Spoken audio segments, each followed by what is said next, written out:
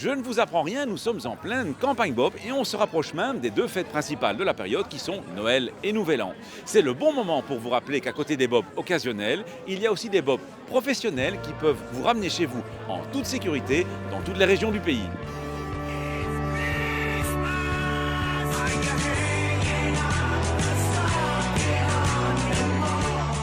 Alors la STIB va se mobiliser pour les fêtes. Pour ce marché de Noël, il y a 2 navettes gratuites qui sont mises en service. Elles permettent aux automobilistes qui ont garé leur voiture dans un des parkings à l'extérieur du centre-ville de rallier le marché de Noël. Elles permettent aussi à tout le monde de les utiliser. Les parcours, les itinéraires sont disponibles sur le site internet www.stib.be. Il y a également le réseau Noctis qui circule les vendredis et samedis soirs et qui circule de minuit à 3h du matin. Et puis la nuit du réveillon, il est prolongé jusqu'à 5h30. Il partira de la gare centrale et arrivera à la gare centrale. On a également prolongé les lignes de métro. Les 4 lignes de métro vont circuler la nuit du 31 décembre jusqu'à 2h du matin, ainsi que 10 lignes de tram, des lignes de tram importantes qui desservent la plupart des quartiers importants de Bruxelles. Et pour avoir toutes ces lignes, pour avoir toutes les informations sur le site internet de la STIB, stib.be. Est-ce qu'il y a une gratuité pour le réveillon? Alors la nuit du 31 décembre, le réseau de la STIB sera entièrement gratuit à partir de minuit. Donc pour Noël, fête familiale par excellence, le tech roule bien entendu. Tous les horaires sont sur infotech.be, mais nous avons mis l'accent surtout sur le 31 décembre et le 1er janvier. Avec une nouveauté, le 31 décembre, on pourra prendre gratuitement le bus sur l'ensemble des lignes de Wallonie dès le premier service du 31, et puis pour toute la soirée sur les heures qui sont sur infotech.be. Et puis on retrouvera le tech le 1er janvier pour les premiers services, toujours gratuits du 1er janvier pour ramener les fêtards. Ce sera donc à la fois une fête pour ceux qui doivent faire leurs courses le 31, ils prendront le bus gratuitement, et ce sera aussi la fête de la sécurité pour ceux qui rentrent aux petites heures et qui ont plutôt intérêt à prendre le transport en commun plutôt que leur voiture.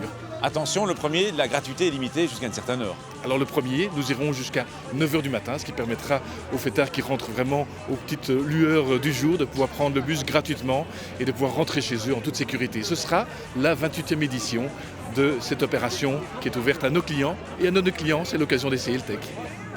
À côté de l'offre des transports en commun, rappelons qu'il y a aussi d'autres solutions pour ne pas reprendre le volant en ayant bu.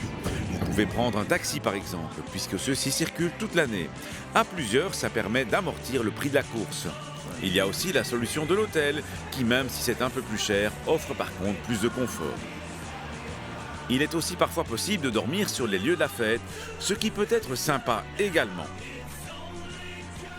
Et enfin, il y a le rapatriement du Nouvel An des RYD, mais qui est à considérer comme une solution de secours à utiliser quand aucune autre solution n'a pu être utilisée.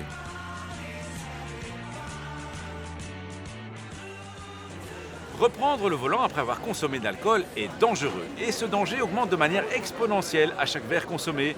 Voilà pourquoi on ne peut que vous encourager à choisir l'une des solutions dont nous vous avons parlé aujourd'hui afin de rentrer chez vous en toute sécurité et l'esprit tranquille. Quels types de feux doivent être utilisés la nuit par les cyclistes? Du point de vue de la couleur, il faut un feu blanc ou jaune à l'avant et un feu rouge à l'arrière. Le feu rouge arrière doit pouvoir être visible la nuit par temps clair à minimum 100 mètres. Du point de vue du placement, les feux peuvent être fixés sur le vélo comme attachés sur le cycliste lui-même. Les feux peuvent être fixes ou clignotants, ce qui attire mieux l'attention des autres conducteurs, mais dans tous les cas, ils ne peuvent pas être éblouissants. Si vous utilisez des feux sur batterie, veillez à vérifier régulièrement que celles-ci sont suffisamment chargées. Bonne fête à tous et à la semaine prochaine!